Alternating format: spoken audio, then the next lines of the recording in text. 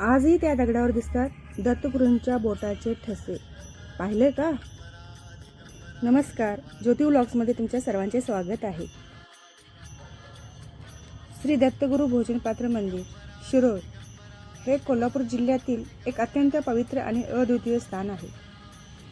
येथे स्वयं दत्तगुरू स्वामी महाराजांनी एका भक्त स्त्रीच्या घरात भिक्षा घेतली आणि अंगणातील दगडावर अन्न स्वीकारले.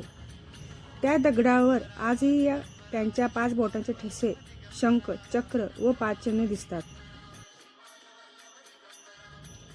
म्हणूनच या मंदिराला श्री दत्तगुरू भोजनपात्र मंदिर असे संबोधले जाते.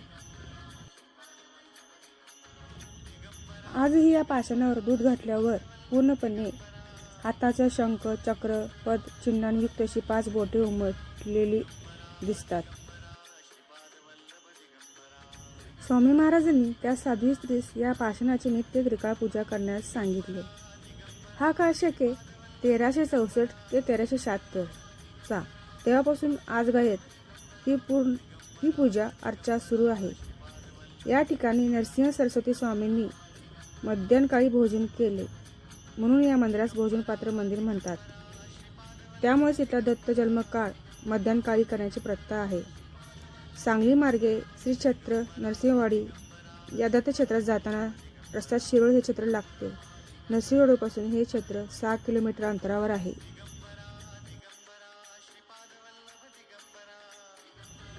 अनुभव घ्या भक्तीचा, इतिहासाचा आणि गुरुकृपेचा.